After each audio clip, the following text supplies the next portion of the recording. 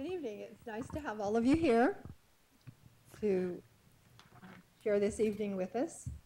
As the Virgin Valley Historical Society, we're grateful for those that have graciously accepted to answer lots of questions that Merlin Hafen, our moderator, is going to ask, and they're going to tell us lots of stories about their life.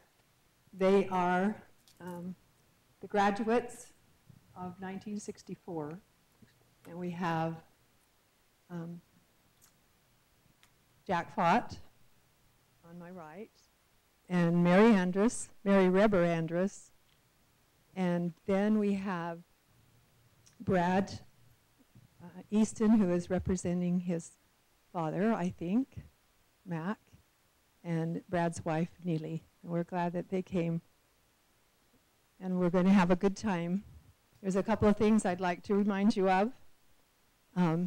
We'd like more representative and more people to come out to our Historical Society meetings and the things that we hold. So if you're interested in being part of the Historical Society and having some fun with us, we invite you, and you can, I'm going to give you a phone number at the museum, or not give you the phone number, you can call the museum and talk to Erica if you would like to sign up or be on the list, and we'd be glad to have you.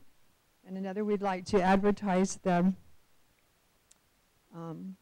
genealogy workshop on Saturday at the Stake Center on Arrowhead, and that's always very, very educational if you're interested in that. And I'd also like to thank Tyson Kennedy. He's our filmer. And I'll turn the time over now to Merlin. Okay. Thank you, Darlene, and thank you, Tyson, for being here. We'd like to thank everybody who's in attendance here and everybody who is watching us at home. Not to make you nervous, but there are more at home that do watch than you would think. People ask why we have this Founders Forum. As part of the Historical Society, one, it is to record maybe some sort of history in Mesquite. So you have been deemed historical tonight to be here. Also, it's good for everybody else to maybe think about their own history, maybe write a few things down, and get going that way. Like Darlene mentioned, there is a forum on Saturday that they will be able to help. Erica Marler at the museum also is a good source if you're interested or need some type of help in writing your history. Who we've chosen tonight is the class of 1964. We've called a few more and various conflicts arose, but we are grateful for those that did come. Starting out with only 22 people in the graduating class, this is kind of limits you anyway. Some still around, some far-flung places, but we're grateful for those who showed up, and there might still be, and here we have Cliven Bundy coming, so come on up, Cliven. Climb on top. So whichever. We might be both. So like I say, with I think there's 22 to begin with, and which was a good number back then. But what we'll talk about first is the families, where they lived, how long they've been in the valley. Next question would be kind of the elementary years, move up to the high school years, and then we'll go to a little bit of what happened after. So, Mary, I'll start with you. How long, I know the Rebers have been here a long time, and you try into the Abbotts. And tell us about some of your longer-term history there. Well, I'm about the fourth generation of the Abbotts, the Rebers, and the Jensens. My ancestors helped settle this town, this valley, many years ago, and spent a lot of time with the water systems and the fields and preparing the town for what it is today. they worked hard. They were good people, strong people, and spent a lot of time building the city through their years. Okay. What is your relationship to the statue out front here on the corner? That's my great-grandmother, Abbott. Mm-hmm. My mother's grandmother. Okay. And where did you live when your family lived when you were growing up? I lived on a farm, dairy farm, and at that time it was on the far side of Mesquite, down past the Western Village. And my father was a dairy farmer and had land out there, and I was raised there. So that's behind where Casablanca is now, and the home still stands, correct? And the home still stands. Okay. Jack, how about you? Tell us a little bit how long you were in the valley. And I moved in down here when I was 5 years old. I went to kindergarten in St. George. My father's from Arizona, so he's not around here, but I got a lot of relations in St. George, the Bundys. Mm-hmm. Went to school here all during the... So that's when your family moved here? I graduated here, huh? That's when your family moved here, is when you were in 5 years old? Yeah, that'd been about 56, I think, somewhere there. And what part of town did you live in? 5, huh? Same place as Mary did, right across the street from her. Okay. We should call it North Pulsife, or North Levitt Lane there instead of South Levitt Lane? Okay. Levitt Lane now, I think, ain't it? Yeah, okay. And speaking of some of your relatives, we have your cousin, Cliven, right next to you? Yeah, he'd be a first cousin. Okay. So even though you didn't grow up here, you had family already here when you moved? Or cousins, anyway? Yeah, I had relations, cousins, but I didn't have anybody direct family. Okay. All right, Cliven, how about you? Where did you live when you were growing up, through high school and elementary school? I lived down the river. Still do. Where you still are? Huh? Yeah, I'm still down there. I lived down, I don't know, about 12 miles below down the Virgin River towards Lake Mead. That's where I grew up and spent most of my life there. Okay, and did you always live there, or did your parents move in somewhere? No, we moved there when I was about 4 years old, I think, and been there ever since. And your mother grew up here in the valley? Yeah, my mother grew up here. Jack is a cousin, Mary's is a cousin. I thought maybe was on trial for breaking Espen Hughes's ladder, but... I did that. Yeah, see, anyway, we grew up together. In fact, we was all in the same class, and I don't know, we had lots of fun. I don't think any of us liked school, though, but we made her. Mary might have. Mary might have did. She wouldn't admit she didn't anyway. Okay.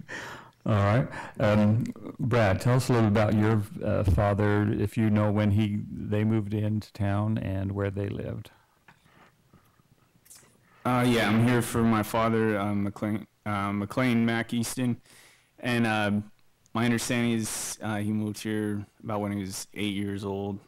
So that was in about 1954. They moved from Milford, Utah. He graduated from high school in Mesquite, Nevada. He loved this valley. His father was a butcher in the area, and also did some road work jobs, stuff like that. So he, I guess my understanding is he used some of the freezers or coolers down at the farm that your parents owned and that, so down there. So they were very committed to this valley. And my grandmother, she worked in serving breakfast, lunch at schools and stuff like that. So very committed to this valley. Okay. And where did they live?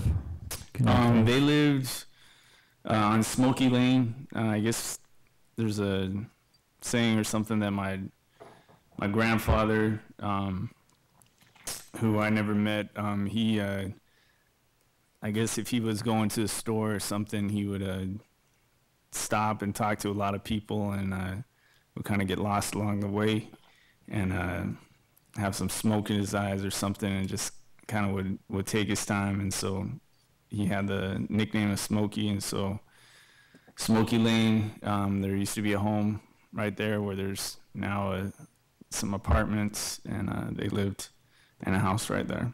And so the Smoky Lane is named after your grandfather? Yep, okay. Smoky Lane is named after my grandfather. They also, I believe, ran like a market a little bit here in town and that too, where with a Western, I think it's called Western Casino. It's right there on Willow Street. The Golden West. The Golden West, thank you.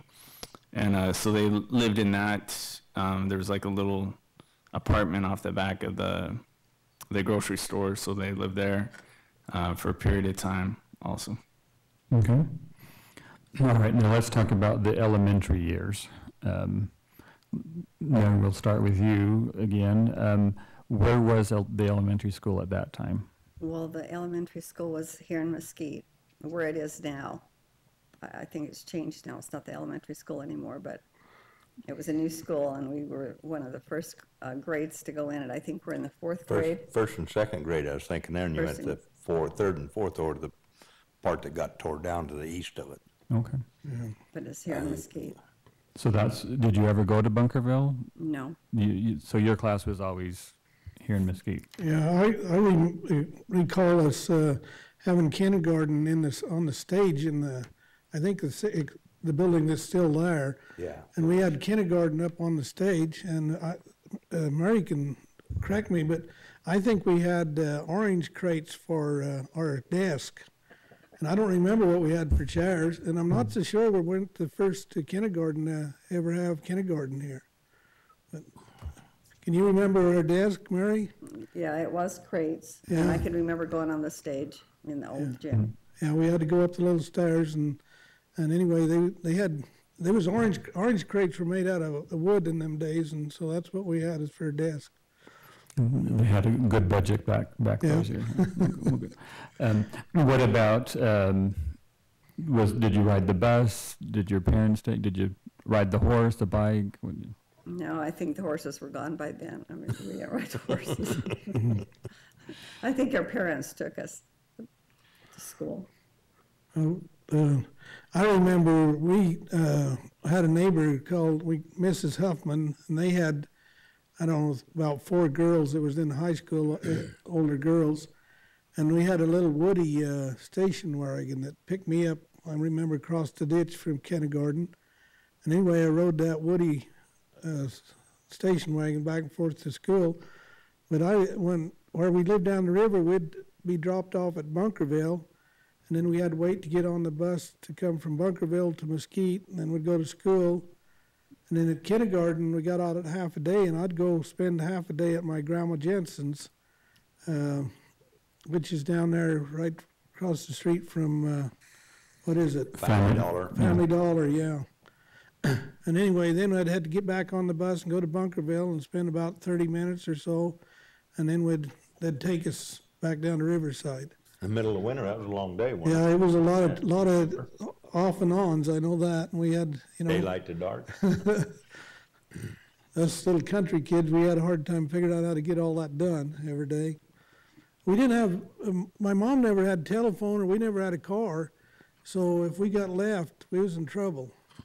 There was no way to get home, so. Okay. What about... Started to look for you by at least 1 or 2 o'clock in the morning, didn't they? If I didn't make it home by about 2 o'clock. Curtis Hardy was our kindergarten teacher. Okay. Your kindergarten teacher? Mm-hmm. Okay. Did you have lunch at school, or did you pack a lunch, or? Boy, I can't remember. Yeah, I think we had lunch to school all the time, I remember. A lunch? Yeah, lunch. I don't remember, but I think I just couldn't afford it. Yeah, it might have. I mean, I'm serious. I swept sidewalks clear up in the 5th grade, 6th grade, just for my lunch. Yeah. So, I mean, as far as paying for lunch, I know they had them there, and I got it when I'd get up, come early and sweep sidewalks. But you worked for it? Yeah. Okay. We moved from the school that was on the east side of that building that's up there now, the gym and stuff, up to the new one in 5th grade, I think, weren't it? Yeah, 5th grade, yeah. Yeah. Now, you say Artis Hardy was your kindergarten teacher. What were some of your memories of her? She was a good teacher. Yeah. We had good teachers growing up in Mesquite.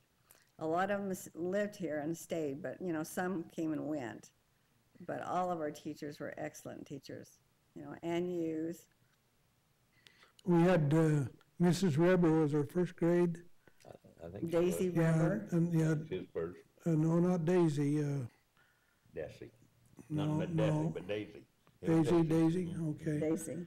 And then Mrs. Knight was our second, and Mrs. Hughes was our third, and then Mrs. Cox was our fourth, and then the fifth. I don't know. We went up there. Yeah, we went up to the new schoolhouse, and we had a man teacher from Overton or something. What was his? Farnsworth? Was it Long or Farnsworth? Farnsworth, maybe. And then Mr. Allen came in the 6th grade. And then we had Desi Reber and Mr. Allen taught us both in the 6th grade. Mr. Allen was the principal. So was the principal and he was also a teacher? Yeah, 6th grade, half day. Okay. Well, I don't want to say much, but Mrs. Hughes taught me too. Miss Knight was still there. She had retired, but she was volunteer. So yes, there were some very good teachers, but I think they had a lot of parent support too. So, what kind of games and stuff would you do at recess? Do you have any of those memories, or what kind of activities? What was the highlights during the year? You know, when I come up the stairs, I see them kids playing marble out on the street. And I remember we played marble along in front of the street when we got off the bus.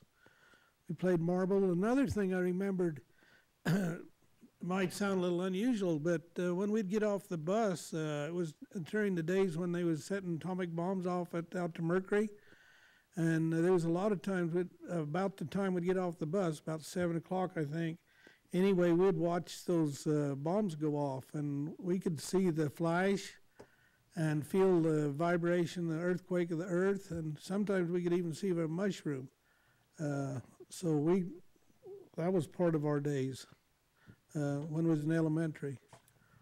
They had swings and slides back then. Not about it, I think. And But we played teeter-totters. mumble and peg with pocket knives. You can't even take them to school now. Which is probably a good thing.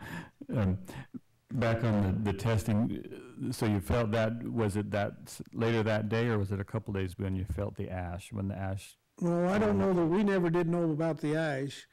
That was something. It didn't come this way? Well, it did, but I guess we didn't, there was no way we would detect that. But we feel the rumble like the earthquake, and we could see the flash when the bomb went off. There was a lot of different kinds of bombs, but the ones that was let off in the air, then we could see the flash, and I remember even seeing the mushrooms sometimes. Okay, Jack, you're talking about mumbly peg and pocket knives. Yeah, we was able to carry pocket knives then. What happened if you did get in trouble? What was the... I never got in trouble. Well, I know you didn't, but your friends. I did it quite a bit.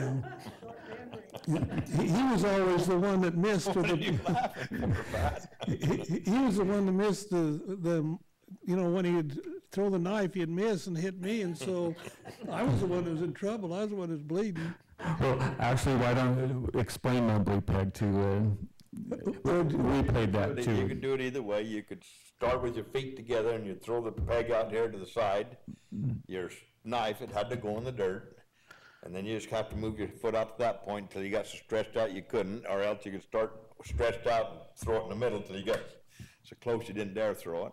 Anyway. But if the knife didn't stick in the dirt, didn't stick up, then you lost your turn and the other guy got to throw the knife. So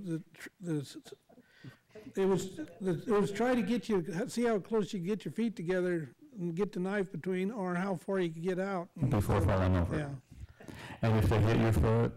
Well, that was just part of the game. Yeah. That was the thrill of it all.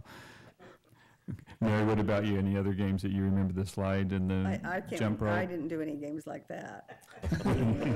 Another thing that was really popular was we made, how did we do it? We made flippers out of inner tubes, and you'd tie them together and flip them, and boy, you could really whack somebody with those inner tubes. We had war every morning.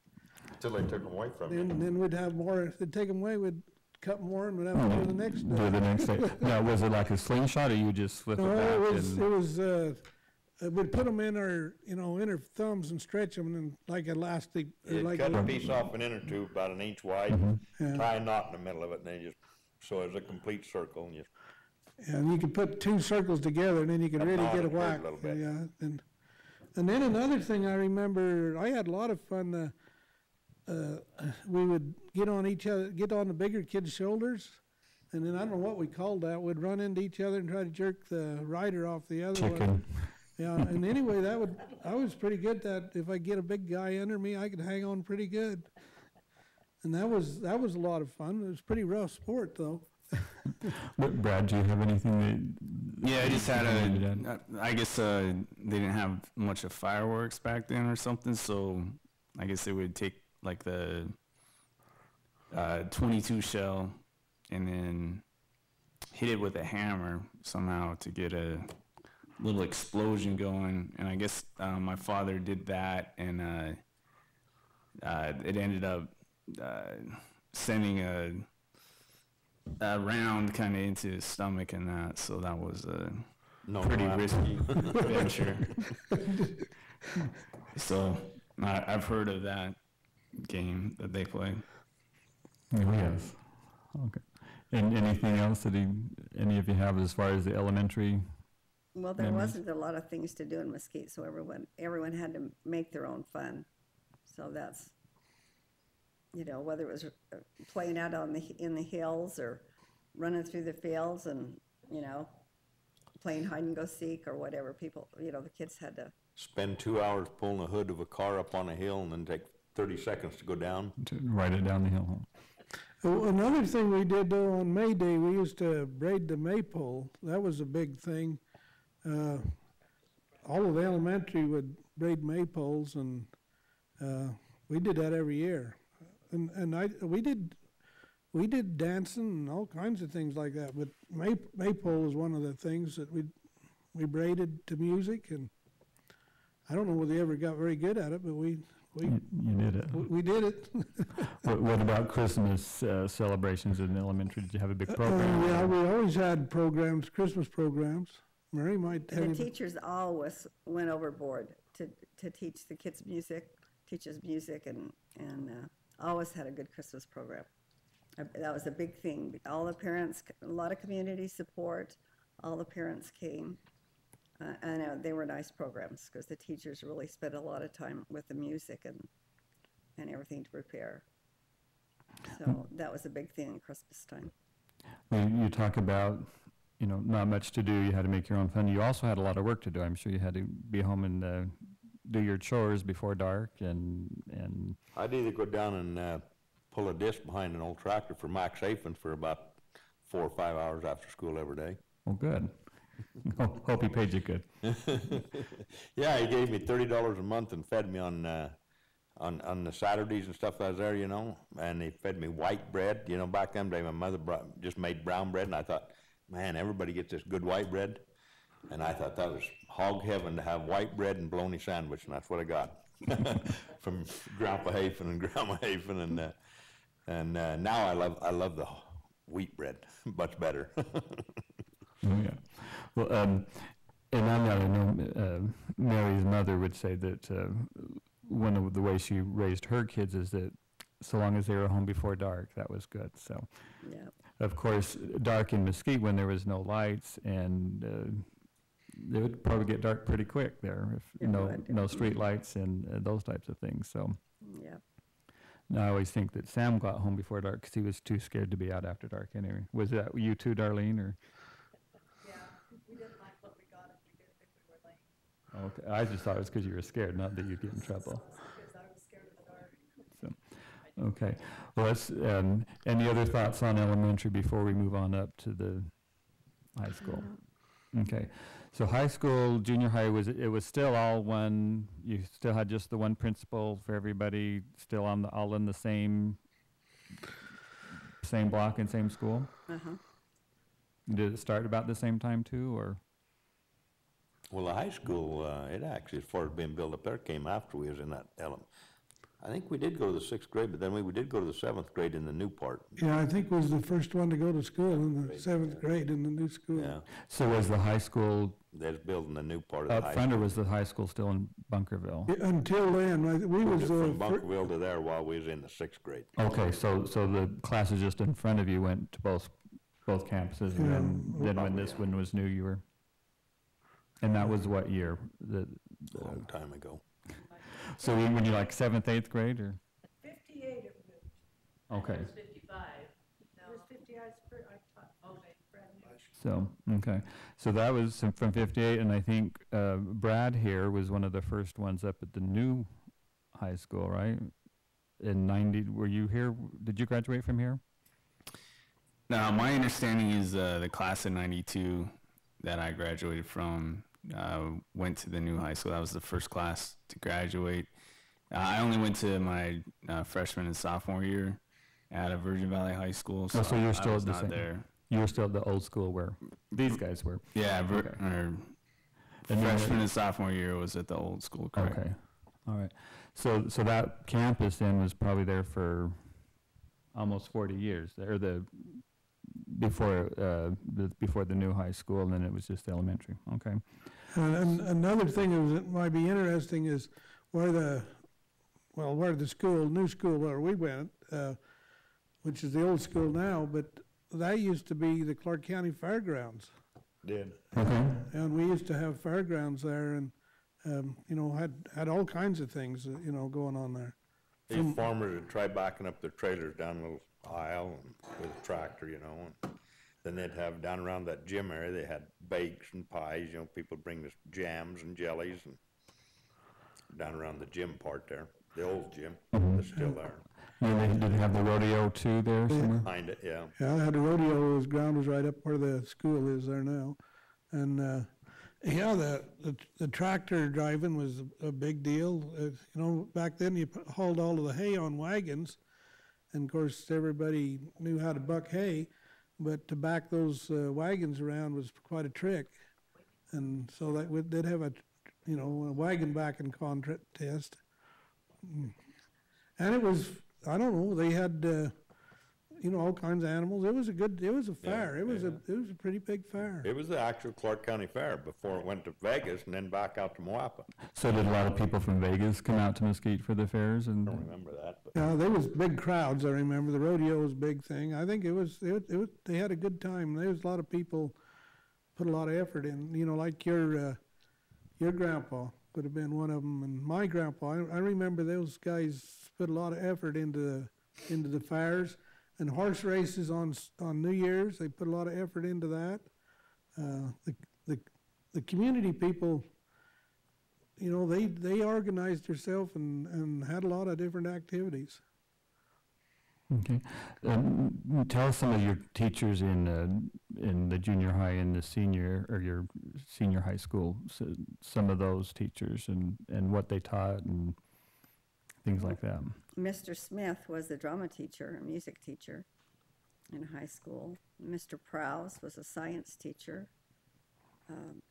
Pat Reber was PE for as long as I could remember. Teacher, dance teacher. Wes Hughes, he was history, wasn't History and coach. he? Coach. And Dick Reed was a ag teacher, and Had an Esquire. Roberta Esquire or something that was Robert, a type teacher, English or something. Boulder was what? Home ec. Home ec, and we had a couple of different home ec teachers. Mr. Squires was a teacher. And who was the principal during most of this time too? Was that Mr. Allen or? Mr. Fish came in at some part. I'm not sure when he came. It was Mr. That was in Allen the and high school Mr. part, I Fish. think, wasn't it, mostly, and Also on your list Mr. here, there Allen was was still a down there. Laree Lee. Is that Dean Lee's daughter? Was he there, or was Mr. Lee Yeah. there at some point? During the high school, he was there, yes. Mm-hmm. Yeah, he was a teacher. And what were some of the activities and things you did during high school? Well, I remember Mac and Mike Easton, I remember they played in the band, and they were always active in sports, ball sports, and track team, and they were always active in all those type of things. And then in high school, we had a great FFA chapter too, and Mac and Mike, they participated in that. Jack did, and we all were involved in that. So you went to the state conventions up in Reno, that type We of did that thing? one year. I did. I think Clive did too. Yeah, we went. Couple of years. Yeah, we was active. We went to about every one of them. State convention. I went to the national convention. I don't know, once or twice. I was a state officer in FFA. Mary, what Our about you? senior year, Mac and Mike was, I think Mike was president, Mac was vice president, I was secretary. And that was our senior year. So we were student body officers that year. And tell us some about the athletics. Was it still Moapa was the big rivalry? Is that Yep. Yes. always has been, probably always will be, is that? Ain't much rivalry. It didn't seem like the other night. Well, And that was another thing. The kids a year older than we were the first football team here in Virgin Valley. So we were there when they started football. They had it over in Bunkerville, but then they dropped it. For Did they? I never did know They had it that. in Bunkerville, and they dropped it. And then I think we started up in our, and where was the football field then at that point at the high school? where the rec center is. Okay. I think Chris I'm- Hughes was the coach, wasn't he? For, His basketball, football, all of them, I think, for a while weren't in. And then later on, we had a different football. Mr. Brooks was a Brooks football. was, or something there. I don't know. no, who else? okay, Brad, do you have Mr. some? Wilson was a football coach too. Evan Wilson. Yeah, just on my father, he was the student body president, and he enjoyed that. And he was also the valedictorian for the class, and enjoyed the studies at Virgin Valley High School. His twin brother Mike played some quarterback and broke his arm playing quarterback. They really enjoyed the sports teams here in that. They're pretty lean little guys, but they participated in a lot of stuff from my understanding. So just want to include that. I think they was on all of the basketball teams, football, always track, all on. three of them, I think. Yeah. Yeah, back then I think everybody had to do everything to make a team. I did speak with Mike. He was, had he been here yesterday, he was in St. George, then he went to Salt Lake, but would have been good to hear from him too. So with that few kids, 22, were there a lot of cliques, or were y'all just one big group, or that type of thing? I guess, like say here, a lot of you are family anyway, so you were Well, family. they were the smart ones and the dumb ones, and and those over there represent the smart ones, and we're the other ones. The Easton twins were the smart ones. Well, they was always top of the class. But there was I thought we had a fairly a close class. We was together for 13 years, and we was pretty well all together all of that time, and so yeah, we're just about like brothers and sisters. Okay. Let's get to the senior year. Did you have class advisors, that type of thing? Dixie Hughes was our class president. Armalita Hughes was a vice president or something. Did you have fundraising activities? Did you talk about the dances, that type of thing? What did you? I don't think we had fundraising activities, but we did have dances. We had peanut butter and jam sandwiches for the ball games in between, popcorn and stuff. That helped pay our slough trip to Los Angeles and back. And where did you go on your senior slough trip?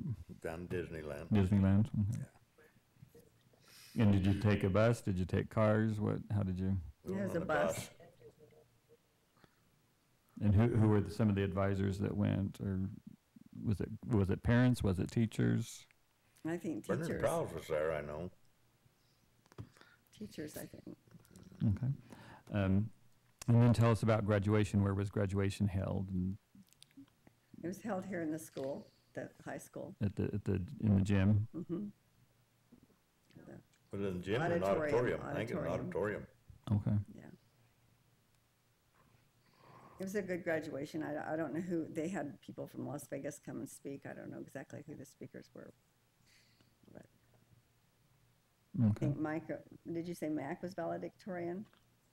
Yes. Yeah. Okay. And they were also, Mac and Mike were also big into scouting. They were. Mr. Allen really helped them in scouting, and I think they got their eagles, didn't they? Mm-hmm. They Some of both the did. first ones to get their eagles In the our valley. age. Okay. Well, bringing that up, what was the back then? What was the relationship between school and the church? Was there did they, Ratio? What were you saying? well, no, just what I know. In years before that, the church and they had church at school. Was the new church built when you guys were going to school, or? Yeah, the new church was there. I can remember going to primary, getting out of school and going down to primary during the week to the chapel. Well, Going down through the wash and going to primary. in our high school years, they'd hold seminary over in the school church that was tore down over there, and then they just walk up to school. But before them churches were built, I don't know when probably when I was I was baptized in the Mesquite church here, so I'd been 8 years old. I think I was about the first one to be baptized. But before those churches was built, we had church in the schoolhouses in Mesquite and in Bunkerville, is where we held our church meetings. So you guys can still remember some of that? Yeah, I can remember. It was held in auditoriums, and then we used the schoolrooms for classes. So yeah, we used them for the church houses until the chapels were built. The Bunkerville chapel was built probably about the same time the Mesquite one was. 52. Yeah. Okay. That's too far for me to remember. Yeah. All right. Any other thoughts on the high school from any of you? Well, one thing we did back in them days, we still painted the V. Okay. V-Day was a deal, and we, in order to paint the V, well, there wasn't a road up there like they are nowadays, and there wasn't even no road down by the freeway there to start Freeway with. weren't there at all. Yeah, the freeway wasn't there. So it was quite a project to get to the V, and they would mix lime at the bottom of the hill and then take like gallon buckets, and the whole school would line up, and they'd pass the buckets up the hill and then pour the lime on the rocks, and then they'd pass the bucket back down, and that's how the V was painted. And that was done every year. It was a pretty big celebration. It was, They let the whole school out, and then they'd come home and have tug of wars across a big pond of water, see who could pull the other half into the water. Things like that in the afternoon. The community really supported the school because the community was part of the school. So when there was a basketball game, for entertainment, most of the people in the town went to the games. They went weren't to as many. the plays. They went to everything because there wasn't much else to go to. They weren't as many TVs and stuff them days They to watch they everything. supported their children and the school. They were like a part of it. It was. Okay, Brad, did you have? Sorry, I just had something like story that I always heard is my father and of course his twin Mike they ride horse down on the river. They ride with Woody Potter and just bareback, and I guess it was just all sand down on the river, my understanding, no salt trees, stuff like that. And my father fell off that horse on one day and broke his arm. And then also they had some kind of little motorcycle, Honda 50 or something, that they'd go off through the hills on, and my father told me about being chased by a mountain lion when he was on one of those, and just trying to get back to town as fast as possible. But sounded like quite the little adventures in small town. Down along the river. Oh yeah. Paul Levitt had a moped, they call it. That's one I can remember, of a motorized one anyway. I think Mac and Mike were about the first to get a little motorcycle type thing, so we thought that was pretty neat. They would take everybody on rides. That and what was the school teacher, the art teacher? Mr. Clark? Mr. Clark, he sort of had a club going, and they put Honda in the business. Everybody had a Honda, and they started out like with them little Honda 50s. They didn't go very fast, and then they just kept, getting bigger and bigger until they went on tours. I don't know where all they went, but they went up into Utah, maybe clear up into Zion on those little bikes. Oh, they graduated up to Harley Davidsons there for a while. Yeah, Clark got up there all the way. Yeah, but they started out when Honda first started out, and anyway, they had a club here of Honda motorcycles. So that's what replaced the horses then? Yeah, that was what took place of horses. Horseback riding. Back on V-Day, did you have the great race down the hill on a horse and then some running and any of that? Well, when I mentioned horse races in New Year's, they raced in a couple places. I can't remember, but I know my mom used to say they used to race down Levitt Lane there. But when I was here, they raced up where up on by the golf course up on Oasis. Lynn Shield, yeah. And they'd race across that flat, and it was a big deal to go up there, and everybody'd bring their horses from all over and see who had the fastest horse. Mary's older brother was sort of little Glendon. He used to be one of the jockeys. We used to really think he could ride. Weren't a lot of those big races like on New Year's Day or? Yeah, it was New Year's Day. That's when they had them. Yeah. Okay. We'll talk a little bit about now what you've done since high school, and then we will have the audience ask any questions. So, Cliven, how about you? Since high school, you've been here all your life since? Yeah, I've been around the block a few times. I stop and think. I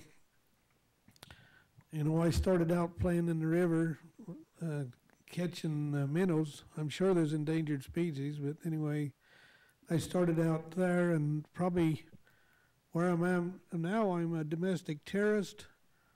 What you are now. And I have probably just one experience I've had just a few months ago. I had an interview with a radio station in New York. It was on Sunday, and so I was in priesthood meeting, and I knew I had this call. And anyway, the call come in. It come in at 1:30. So I went outside and leaned up against the chapel wall, and this lady said, "Mr. Bundy, you're going to be talking to 72 countries and around 300 million people." And so that's where I've been, from the catching the minnows to basically teaching the gospel of Jesus Christ and the Constitution of the United States. And so this audience here didn't scare you tonight? No, not too bad. Well, I was going to ask you when you had V-Day if you were the guy in charge of getting permission from the BLM to go up. He went out ahead and moved all the turtles. Oh, he was that guy. All right, Jack, how about you? I finally graduated. I don't know how, but I finally graduated, and then I worked on the freeway coming into town here for about 2 years. Okay, and what years were those? With C.T. Parker. C.T. Parker had the contract bringing it in, and then I went from there. You mean building the interstate, correct? Yeah. See, my kids don't know that it didn't always go through here, so. Well, actually, it was the second half of this interstate, you know what I mean? It was the mid interstate. Mm-hmm. The one lane was coming in when I was there, but as after I graduated, and then I worked on the second half of the lane, which is the southbound lanes now. And then I went to Boulder City for the same company, worked there for only about 6-7 months, and I went to work at Apex Lime Plant down there, just before you get into Vegas. put 14 years in there. And then I drove truck for Garrett Freight Line for 10. And I'm a garbage man now, genuine garbage man. I started doing the garbage while I was still driving truck, and so I did kind of both of them for a couple of years. It was a situation where I could actually leave here about, I mean, I had a good job. I could leave here about 10 o'clock, be back by 3:30 or 4. I'd just go to Cold Fort and change with the guy up there and come back. So I could run both of the businesses. I mean, I could run the truck and still run the garbage business by myself. And I did that for a couple of years. And then Well, and garbage day back then wasn't what? What's that? Garbage day in Mesquite back? It was on Monday. I picked up the residentials on Monday because that was my day off on the truck. I'd work Tuesday through Saturday, so I picked up the residential. So it was just a voluntary. If you wanted your garbage, you could call and have me pick it up, or you could haul it up to the county landfill at that time for nothing, you know what I mean? Just put it in there. And then I picked up, you know, the commercial, some of the commercial, the Western Village at that time, doing those. And then it evolved from there, and now It's got bigger and bigger. And more garbage and more garbage. And Now my boys running, you just watch them. Yeah, try to give them some pointers, but they don't listen. Well, we'll have to get So after I've them. been a garbage man for about 25 years. Well, and let me, and not that I'm mad at you, Kathy, for not coming, but Jack's wife, Kathy, was also a member of the. She was a school bus driver for quite a few years. She put in about 17 years driving bus, I think. Yeah, she drove me around, and then I asked her to come to this, and she wouldn't. So I'm. She was sick. Oh, that's okay. No, but she was in your class too, right? Or was she? Right, she's the same class as we went. But she lived in Bunkerville. Mm-hmm. Okay. I wandered across the river and found her. And then you moved here. Now you moved back to Bunkerville. Yeah, we lived over here, up there in town here for a while, and then I told her I was going to put her over there on that hill, and they weren't nothing from the time you left the bridge until you got down into Bunkerville almost, you know. She said, "You're not going to put me up there," but that's where we ended up. She likes it now. Oh, good. And you say, how long did she drive bus? Who's that? Your wife. How long did she drive the bus? 17 years. Actually, I think she was part-time and everything for about 22 years. And her mother drove bus. Yeah, I don't know how many years. She put in a lot of years, but I don't remember how many it was. Okay. She was part-time for a while before she got hired steady, and then did about 22 years. Okay. Mary, how about you? And another thing Jack did, they owned a motel for quite a few years. How many years you owned that? We had the Desert Palms Motel for about 5 years. Got out of it. Got out of that and got into That's when we garbage. moved over to Bunkerville on that rock hill up on the top, Okay. because we was living in the motel. Okay, Mary, it's your turn. Well, after I graduated, I went to college, and then I went to beauty school and worked as a beautician for several years, and then I got married and raised 5 children, and my husband has a transportation company, so I worked in the accounting department for 30 years with him in the transportation business. And now your son runs it too. Would you like to tell us the name of the transportation company? Andrus Transportation. We hear terminals this. in LA, Denver, Salt Lake, Texas, and our corporate office is in St. George. And so that's where, I worked at. I was in St. George. And we lived here and raised our children here for probably 20 years. Our last child didn't graduate from school here, but all the rest did. And then we moved to St. George, and that's where we reside. And we just retired this last couple years ago, and we went To be closer to the business is why you moved up there. Is that the? Yeah, there's more And people to draw from up there, and the businesses that grew and got larger. So we moved there, and then we retired a couple years ago and went on a mission, for the Church, Jesus Christ of Latter-day Saints, to the West Indies. And we just, recently returned from that, and we're working in the St. George Temple, and I'm being a grandma. And you have, you all have kids still here. You have Shaquille over in Bunkerville. We have one child that lives in Bunkerville, one in Arizona, and two in St. George, and one in Las Vegas.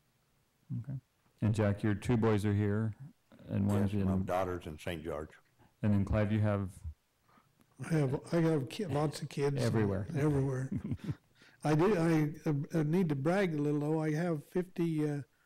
I think 54 You think? grandkids. Yeah, I'm not sure because I got. I think I got 54 on the ground. I got about 3 more to come. So we've been increasing pretty good. That's kind of like my big brother. You know, I can talk to him 1 minute, and about 30 minutes later, he's added one of the another grandkid to it. So. I wanted to ask Mary, how many trucks do you think Andrus are running now? Do you have any idea how many trucks? 200. I know, close to 400. 400? 400 trucks. And Clive, and you do have a junior in high school playing football, right? Yep, Arden's my baby. And I have had 14 kids. I've raised 14 kids. I've sent 7 of them on a mission. And anyway, they're all doing pretty good. Good. Brad, how about you? Can you tell us a little bit about your dad after graduation and what some of the things he did? Sure, thank you. After high school, he went to Dixie College for a year up in St. George. Then he went on a mission for the Church of Jesus Christ of Latter-day Saints to the central Atlantic states. Then he went to Brigham Young University and received a bachelor's degree in 1970 in business. And then in 1971, he completed the coursework for a master's degree in business administration from the University of Utah. And then he was he was drafted and got to take his wife and his young family into the U.S. Army. He was there from 1971 to 1973. And after that, he went on to work professionally, and he worked in finances and worked at Chrysler Corporation in Detroit, Michigan for a number of years, and then moved to Fairbanks, Alaska, where he was assistant superintendent for school district. And that's where we lived for 6 years. And he was at the top of his game. He was someone that they relied on in the state of Alaska for business and finance assistance at the school district where he was at. He was called to serve on different boards and projects on in the state of Alaska level, traveling to Juneau, Alaska, the capital, on a regular basis. He had a personal warmth to everyone that he associated with, and he had a quick smile and ever-present sense of humor that is remembered by everyone who knew him. And he was unassuming, and like many people who accomplished much, he never sought recognition for himself, but was content to make a difference in the quality of education available to the youth of Fairbanks. He was committed to his church and served within bishoprics, within whatever calling was needed. And he was a family man first and foremost, and led his family in positive things, and always put his family first. It's a great example. Okay. Yeah, does anybody in the audience have any questions? Who has the mic?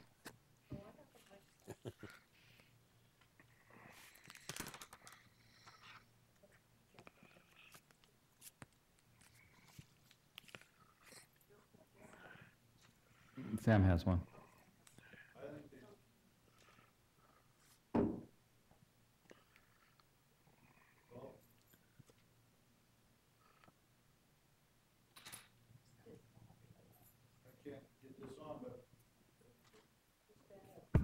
Oh, there we go. You did a great job. It was interesting. Let's give them a big hand. I think Sam ought to tell us one of them scary stories. It's about Halloween. He ought to tell one of them scary stories he used to tell in the granary.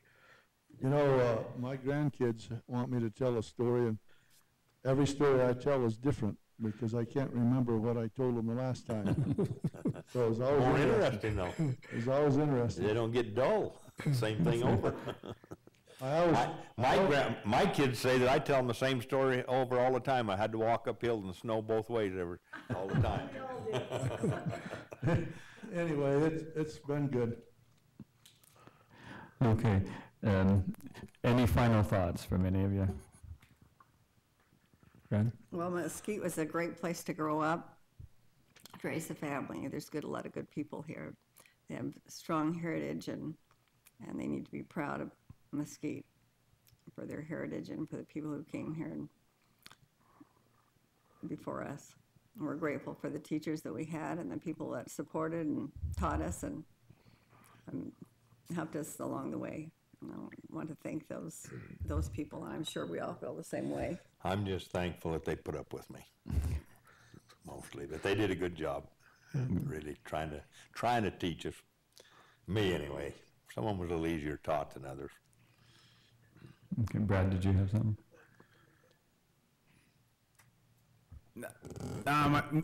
My dad learned a lot from this valley, and this is a very important place for him, and he brought us back here as he could. And I mean, he was a really strong example for myself and for all my brothers and sisters. I'm the oldest son, and there's 6 of us, and all 6 of his children graduated from Brigham Young University, and sought out higher education as they could, and it's something. He grew a lot from being in this valley the years that he was here, and he was a humble person who knew where his roots were from, and he taught that to us with his example, every day. He hasn't been here for 26 years now, but it's his life lives on, with all of his children and each person that he connected with, and I appreciate hearing some more about him growing up in this area and stuff. This is a good organization that you're doing here. Well, thank you for that. Now, is it your oldest son that's named after him, or is it your second son? Yeah, my oldest son is named after him. He's 12 years old, and he's playing football too. He is playing football, trying, and I just hope that he can have a fraction of the heart that my father had in that, and he's got a good name to live to. I want to say something about Mac and Mike, and you have to say them both Mac and Mike together because that's the way we knew them in school. They were twins, sort of like thin boys with crew cuts, or butches we called them, and they were a good example to our class. All the way through our class, the rest of us was always causing a lot of trouble, but they was always a good example, and I think they did stabilize our class a lot, and I don't know, I guess I'd just like to tell them that they was good friends of mine, and I loved them both, and they were a good example to all of us. Okay. All right, thank you. Any final thoughts? Okay, well, we appreciate y'all for coming. We appreciate Reliance Connects and Baja for broadcasting this, also the City of Mesquite for hosting us, and again, thank you so much, Tyson, for coming out tonight, and we'll tell whoever your boss is to give you a raise. So, thank you. Okay, appreciate it, and we will probably be having another one in the winter sometime. Thanks a lot.